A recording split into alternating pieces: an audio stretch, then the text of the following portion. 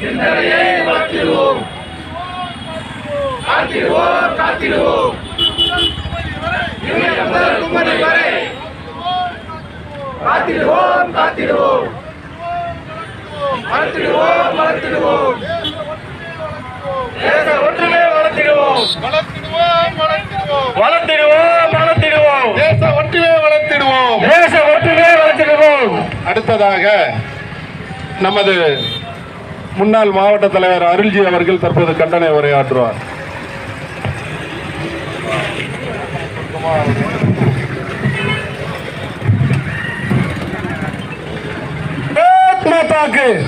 பாரத் மாதாக்கு வந்தே வந்தே வந்தே.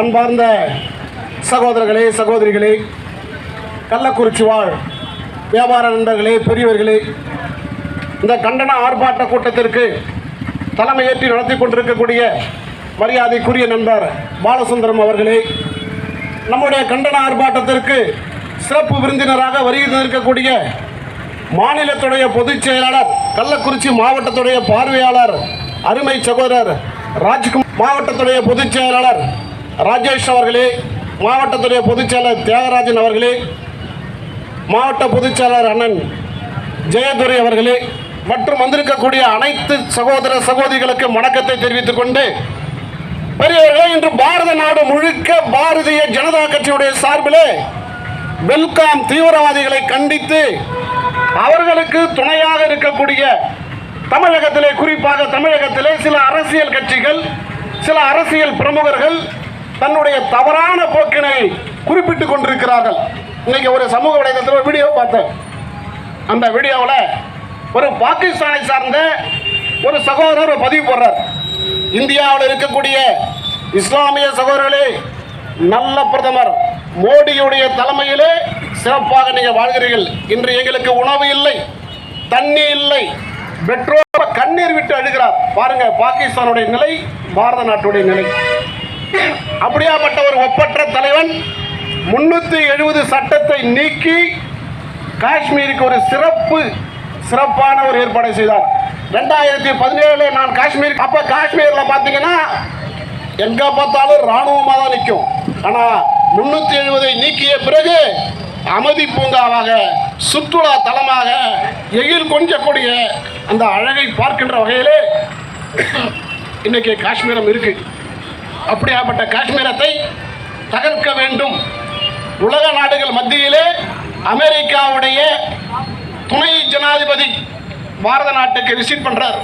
அந்த நேரம் பார்த்து பாகிஸ்தானில் இருக்கக்கூடிய முன்னாள் ராணுவத்துடைய வீரர் கூலிப்படை அனுப்பி 26 இந்து சகோதரர்களை சுட்டு கொண்டிருக்கிறார்கள். வந்தவன் ஏதோ சொல்லிட்டு போயிருந்தானா பிரச்சனை இல்லை. கேட்டு நீ இந்துவா,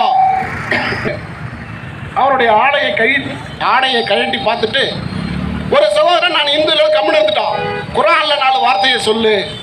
எப்படி சொல்லுவோம்? அவனுடைய நெத்தி பொட்டிலே சுடப்பட்டார். இப்படி நம்முடைய சகோதரர்கள் இன்று சுட்டுக் கொல்லப்பட்டிருக்கக்கூடிய காஷ்மீரத்திலே அவருக்கு ஆதரவாக இருக்கக்கூடிய பாகிஸ்தானை, சிந்து நதியை நிறுத்தி நம்முடைய மோடி ஒவ்வொரு செயல்பாடும் செய்கிறார். ஆனால் இங்கே இருக்கக்கூடிய சில அரசியல் கட்சிகள் என்ன பண்றான்?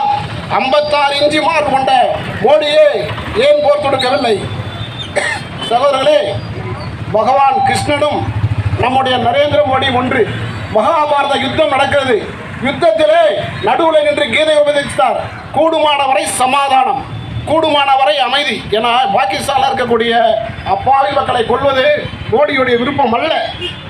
ஆனால் தீவிரவாதி பாதாளத்தில் பூந்திருந்தாலும் சரி, ஆகாயத்தில் இருந்தாலும் சரி, தேடி பிடிச்சு வேட்டையாடுவோம் என்பதிலே மாற்று கருத்தில்லை. நம்முடைய கோரிக்கை என்னன்னா, தமிழகத்திலே குறிப்பா சில அரசியல் கட்சி தலைவர்கள் பாரத நாட்டின் மீது பற்று இல்லாமல் ஒரு கீழ்த்தரமான சிந்தனை கொண்டு சமூக வலைதளத்தில் நாட்டை பற்றி அவமானமாக போறது, நாட்டை கேவலமாக பேசுறது, இதை போக்கை கண்டிக்கின்ற வகையிலே இன்று பாரதிய ஜனதா கட்சி கண்டிச்சிருக்கு. நம் அனைவரும் பாரதத்துடைய ஒற்றுமையோடு இருந்து வெற்றி பெறுவோம். நன்றி, வணக்கம். அடுத்ததாக முன்னாள் மாவட்ட பொதுச் செயலாளர் பாரத் மாதா கி.